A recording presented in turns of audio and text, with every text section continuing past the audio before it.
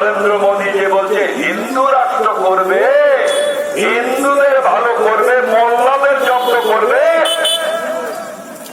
1000 টাকা ক্যাশে পরিণত হচ্ছে। আমি আহমেদ আলী খান, আজকে শুভেন্দু অধিকারীকে আমার ক্যাশের দাম নরেন্দ্র মোদীরা 1000 টাকা, আকুল আখর, গৌরব পাঠক, মিহির দাসগুপ্ত, তারা হিন্দু, তাদের ক্যাশের দাম কি আলাদা? তুমি হিন্দু মুসলমানে আলাদা করছো, কিন্তু তুমি জাতা কলে পেটাই করছো হিন্দু মুসলমান খ্রিস্টান সবাই রে।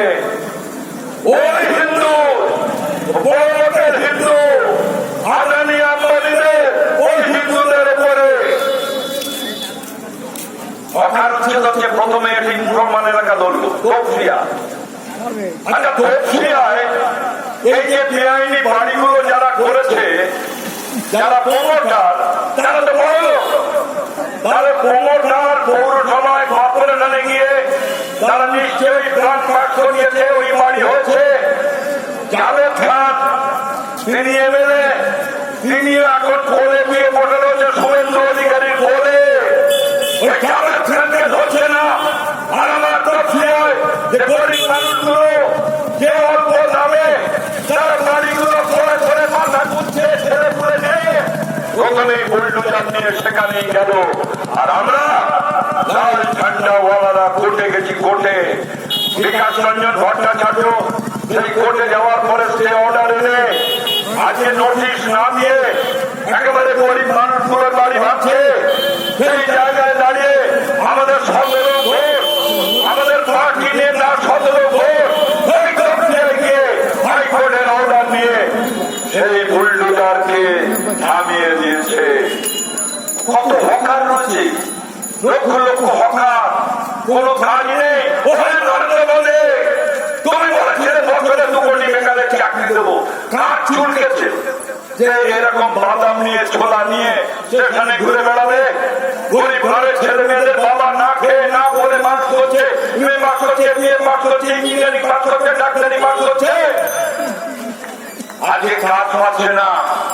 যারা টোটো চালাচ্ছে, অটো চালাচ্ছে, জেনে দেখুন তাদের শিক্ষাগত যোগ্যতা, তাদের মধ্যে অন্তত 60% ছেলে খুঁজে পাবেন যারা শিক্ষিত ছেলে, তারা কাজ পাচ্ছে না। কাজ না পাওয়ার জন্য তারা অন্য পেশা বেছে নিয়েছে। আজকে সেই সেকশনগুলোতে হকারকে উচ্ছেদ করা হচ্ছে। আরে দমদম থেকে শুরু করে বনগা পর্যন্ত কটা মুসলমান হকার আছে? কয়টা মুসলমান হকার আছে? লক্ষ লক্ষ পরিবার, যারা হাজার হাজার হকার 4 জন করে তার পরিবারে আছে, তাদেরকে নোটিশ নামমাত্র দিয়ে আজকে তুমি বুলডোজার দিয়ে ভেঙে দিলে সব। এই প্যারামিলিটারি এসেছিল, প্যারামিলিটারি রাখা হয়েছিল ভোট লুট বন্ধ করার জন্য। আমি শাসন থানায় গিয়ে জিজ্ঞেস করলাম, আপনারা প্যারামিলিটারি কতদিন থাকবে? আমার বলছে আহমেদ বাবু, যে প্যারামিলিটারি রাখলে আরো অত্যাচার অনাচার পুলিশের সঙ্গে করবার জন্য প্যারামিলিটারি যাবে না পশ্চিমবাংলা থেকে, গরিব মানুষকে উদ্ধার করবে। রেল লাইনের ধারে যারা বসে বসে রয়েছে, এমনকি শিয়ালদায় যাবে, সেখানে হলদিরামের ধনিওয়ালার দোকান রয়েছে, তাহলে হলদিরাম হাজার হাজার কোটি টাকার মালিক, ও কিন্তু রেলের জায়গায় বসে রয়েছে, ও কিন্তু হকার না। আর আমার তপন স্বপন গৌর, তারা চায়ের দোকান করে বিভিন্ন দোকান করে বসে রয়েছে, ওরা হচ্ছে হকার। আমরা বামপন্থীরা কমিউনিস্টরা বারবার বলেছি যে বিজেপি সাম্প্রদায়িক দাঙ্গা বাঁধানো, হিন্দু মুসলমানে ভাগাভাগি, কিন্তু অত্যাচার ওরা হিন্দু মুসলমান বাঁচবে না। এই বুলডোজারের সামনে কারা গেছে? ওই বুলডোজারের সামনে আমরা গেছি। আমাদের কেন্দ্রীয় কমিটির সদস্য সুজন চক্রবর্তী, আমাদের সর্বভারতীয় এসএফআই নেতা সৃজন ভট্টাচার্য, আজকে সৃজন ভট্টাচার্য বিহারে, আজকে বিজেপি সরকার ওর 27 তারিখে কেষ্টমাটিতে জনসভা হবে। মোহাম্মদ শরীফ, সৃজন ভট্টাচার্য, আরো অনেকে থাকবে। সৃজন ভট্টাচার্য আমাকে ফোন করে বলছে, দাদা আমি থাকতে পারবো না, ওর একটা মিটিং ছিল আসামে, সেই আসামে মিটিং ও ক্যান্সেল করে 27 তারিখ, কিন্তু আজকে বলছে বিহারে আমাদের ছাত্র অ্যারেস্ট করতে গেলে দিয়েছে, আমাকে চলে যেতে হবে, ও সর্বভারতীয় সাধারণ সম্পাদক। আমি বলি ওই কাজে আগে যাও। সৃজন ভট্টাচার্য রক্তাক্ত হয়েছে এই বুলডোজারের সামনে লড়াই করতে গিয়ে।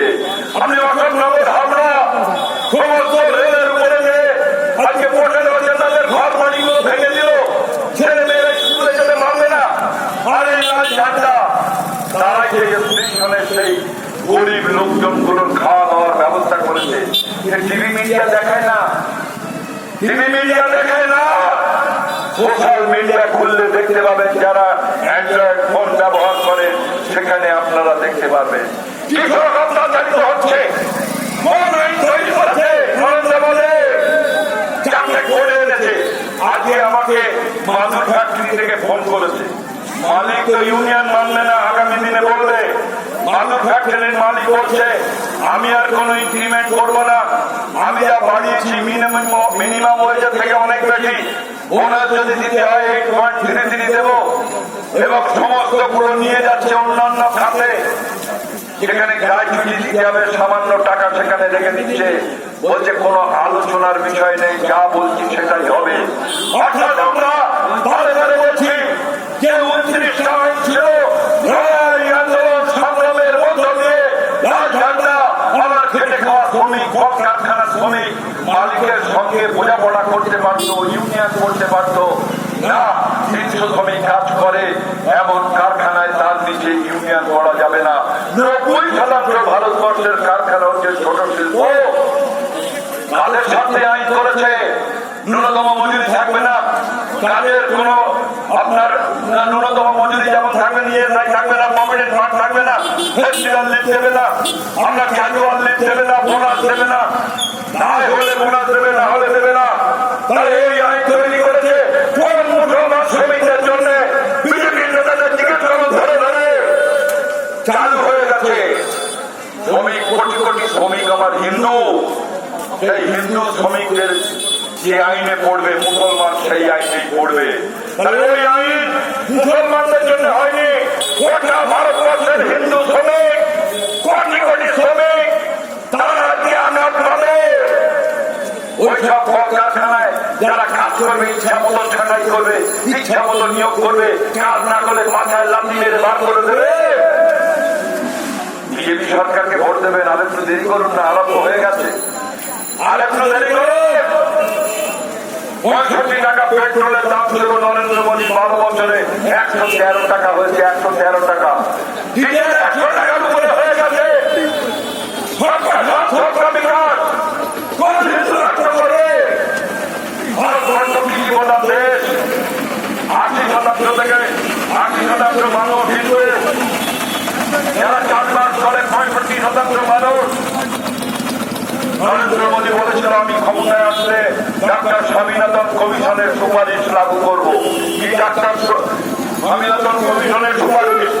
সেখানে বলা ছিল যে আমার কৃষক তার ফসল উৎপাদন করতে গিয়ে যে খরচ হবে তার 1.5 গুণ দাম দিয়ে কিনবে।